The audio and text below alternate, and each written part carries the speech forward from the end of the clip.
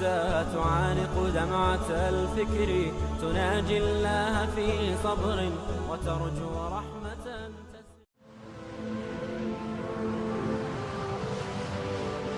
حضرت عمر رضی اللہ تعالیٰ عنہ جب ایمان لائے تو آپ نے ایک ایک کافر کے گھر کے دروازے پہ کھڑے ہو کے کہا کہ تم کمزوروں کو مارتے تھے، میں تمہیں بتانے آیا ہوں میں محمد عربی کا نوکر بن گیا۔ بلکہ آپ نے اعلان کیا جس نے اپنی بیوی کو بیوہ اور بچوں کو یتیم کروانا ہو اور اپنے ماں باپ کی کمر کو جھکانا ہو وہ عمر کے مقابلے میں آئے۔ اللہ اکبر۔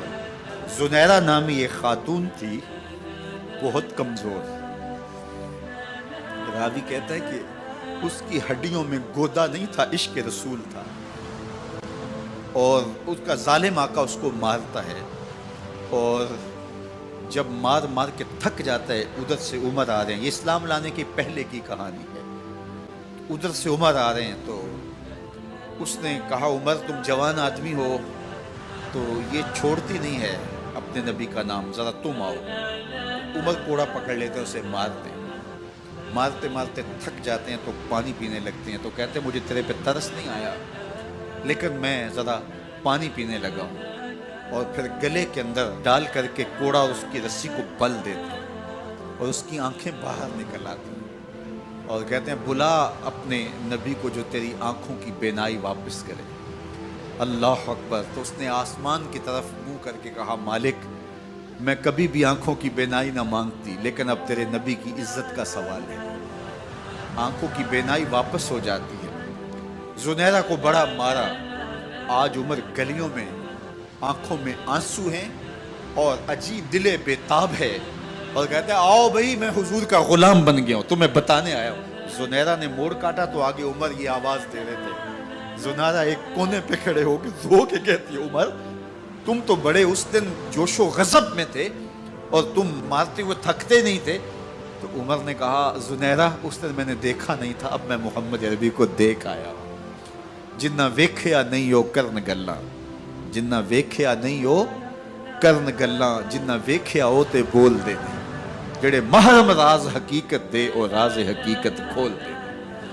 تو حضرت عمر رضی اللہ تعالیٰ عنہ ایمان لائے۔ حضرت عبداللہ ابن مسعود رضی اللہ تعالیٰ عنہ فرماتے ہیں کہ حضرت عمر کا ایمان لانا مسلمانوں کے لیے عزت کا سبب تھا، ان کا ہجرت کرنا مسلمانوں کی نصرت تھی اور ان کی خلافت مسلمانوں کے لیے رحمت تھی۔ حضرت عمر رضی اللہ تعالیٰ عنہ وہ ہیں کہ میرے حضور نے فرمایا لوگوں جب نیک لوگوں کا ذکر کرو تو میرے عمر کا تذکرہ ضرور کیا کرو۔ میرا عمر وہ ہے کہ جب وہ ایک سمت سے آ رہا ہو، ایک گلی اور بازار سے آ رہا ہو تو شیطان بھی آ رہا ہو عمر کو دیکھ کے راستہ تبدیل کر لیتا ہے۔ حضرت عمر رضی اللہ تعالی عنہ کی طبیعت کے اندر جو جاہ و جلال تھا، طبیعت کے اندر جو سختی تھی وہ اسلام کے اندر آ کر بھی قائم رہی، اور آپ نے وہی سختی وہی جاہ و جلال جو پہلے مسلمانوں کے خلاف تھا اب کفار کے خلاف، منافقین کے خلاف حضرت عمر کی طبیعت کے اندر وہ جوش و خروش بدستور موجود ہے۔ لیکن جس دن آپ خلیفہ بنے تو اس دن آپ نے ممبر پہ چڑھ کے جو خطبہ دیا اس میں کہا لوگوں میں سخت اس لیے تھا کہ رسول اللہ نرم تھے، پھر میں سخت اس لیے تھا کہ حضرت ابو بکر صدیق نرم تھے، اب میں تخت خلافت پہ بیٹھا ہوں، اب میری سختی جو ہے وہ نرمی میں تبدیل ہو گئی، صرف فاسقوں فاجروں اور باغیوں کے لیے میں سخت ہوں، باقی تمہارے لیے نرم ہوں۔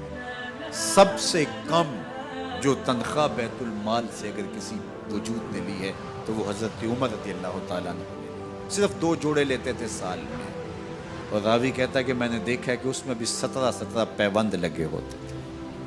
حضرت عمر رضی اللہ تعالیٰ عنہ کا طرز زندگی، آپ کا انداز معاشرت اور آپ کا انداز خلافت، ہر لمحہ آپ کی زندگی کا اٹھا کے دیکھیے کتنی مرتبہ قرآن حضرت عمر کی رائے کے مطابق نازل ہے۔ اللہ تعالیٰ جل شانہ نے ان کو صاحب الہام بنایا تھا۔ ہر امت میں کوئی صاحب الہام ہوتا ہے، حضور کی امت کا صاحب الہام حضرت عمر رضی اللہ تعالیٰ، اور آقا کریم نے انہیں اپنا وزیر قرار دیا۔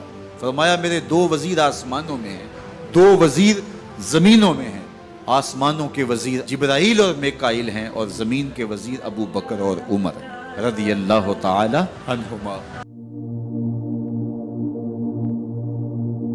ایک دن حضرت عمر بیٹھ کے رو رہے تھے، تو کسی نے کہا حضرت رو کیوں رہے ہیں؟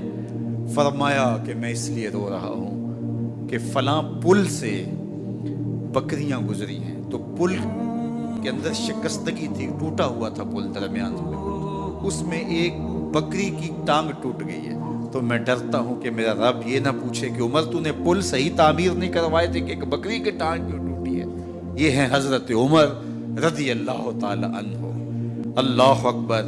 تو اللہ تعالیٰ جل شانہ نے حضرت سیدنا عمر بن خطاب رضی اللہ تعالیٰ عنہ سے جو کام لیا، مختصر دور خلافت کے اندر 10 سال 6 ماہ 4 دن آپ نے خلافت فرمائی ہے، لیکن کہاں سے چلے اور یہاں مکران تک، بلوچستان کا حصہ ہے، یہاں تک آپ کے سلطنت کی حدود وسیع، ادھر آرمینیا تک جا پہنچے، حمص فتح کیا، قادسیہ، یرموک۔ آپ ذرا دیکھیے کہ کہاں تک آپ کی فوجوں کے گھوڑے دوڑتے رہے، اور اللہ تعالیٰ جل شانہ نے ان کو جو توانائی، عدل و انصاف کی قوت عطا فرمائی۔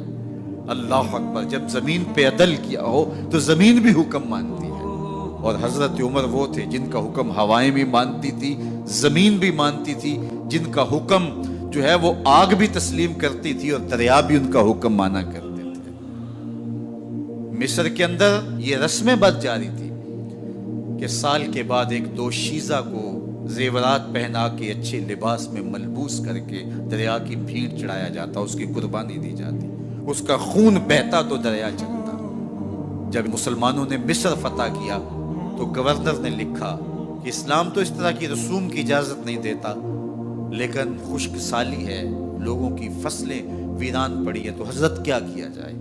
تو حضرت عمر رضی اللہ تعالیٰ عنہ کاغذ کے ٹکڑے پہ لکھتے ہیں بسم اللہ الرحمن الرحیم، مصر کے نیل کی جانب عمر کا خط لکھتے ہیں، اے نیل اگر تو اللہ کے حکم سے چلا کرتا ہے تو چل، ورنہ ہمیں تیرے چلنے کی کوئی حاجت نہیں ہے۔ اور قاصد کو کہا یہ خط لے جاؤ اور جا کے دریائے نیل میں پھینک دو۔ قاصد جا کے خط دریائے نیل میں پھینک دیتا ہے، پانی آتا ہے، ایسا دریائے نیل چلا 14 صدیاں ہوئی ہیں آج تک کبھی بند ہی نہیں ہوا۔ دریا حکم مانتے، آگ نکلتی ہے، لوگ حضرت عمر رضی اللہ تعالی عنہ کے پاس آئے، حضرت لاوا پھوٹا ہے، آگ نکل رہی ہے اور مدینے کی طرف بڑھ رہی ہے، اب کیا کیا جائے؟ فائر بریگیڈ تو زمانے میں تھی نہیں۔ عمر نے اپنی قمیض اتاری، جس قمیض پہ 17 پیوند لگے ہوئے تھے چمڑے کے، کہا یہ قمیض لے جاؤ، جدھر آگ بڑھ رہی ہے آگے ڈھالنا، آگ پیچھے بھاگ جائے گی۔ زلزلہ آتا ہے تو زمین پہ درہ مارتے ہیں، زمین رک جا، کیا عمر نے تیری چھاتی پہ عدل نہیں کیا ہے؟ تو یہ عمر ہیں رضی اللہ تعالی عنہ کہ جن کے انصاف کی وجہ سے، جن کے عدل کی وجہ سے اللہ تعالیٰ کی رحمات، اس کی برکات کا نزول ہوتا تھا، اور اللہ تعالیٰ نے مسلمانوں کو وہ آبرو مند حکومت دی۔ کائنات کی تاریخ کے اندر ایسی حکومت آپ نے نہیں دیکھی ہوگی جو حضرت عمر نے حکومت کی ہے۔ اللہ اکبر۔ فرمایا فرات کے کنارے پہ ایک کتا بھی پیاسا مر گیا تو اس کا حساب بھی عمر سے ہوگا۔ باہر سے سفیر آتا ہے اور آ کے پوچھتا ہے کہ میں امیر المومنین کے، مسلمانوں کے حکمران کے محل میں جانا ہے، تو مسکرا کے کہتے ہیں ہمارے امیر کا تو کوئی محل نہیں ہے۔ کہا کہاں ہے تمہارا امیر؟ کہا مسجد نبوی میں ہوگا یا بیت المال کی اونٹوں کی دیکھ بھال میں لگا ہوگا۔ وہ جب گئے تو مسجد میں نہیں ہے، اللہ اکبر، وہاں گئے تو وہاں بھی نہیں ہے۔ پھر کیا دیکھتے ہیں کہ عمر رضی اللہ تعالی عنہ جنت البقیع کے پاس ایک درخت کے نیچے اینٹ کا سرانہ رکھ کے سوئے ہوئے، تو اس نے کہا عمر تو نے عدل کیا ہے، تجھے کچی اینٹ پہ بھی نیند آ گئی، ہمارے حکمرانوں نے انصاف نہیں کیا، اور وہ بند اور محفوظ کمروں کے اندر بھی سکون اور چین کی نہیں سو سکتے۔ حضرت سیدنا عمر رضی اللہ تعالیٰ عنہ نے اس طرح ان امور سلطنت نبھائے۔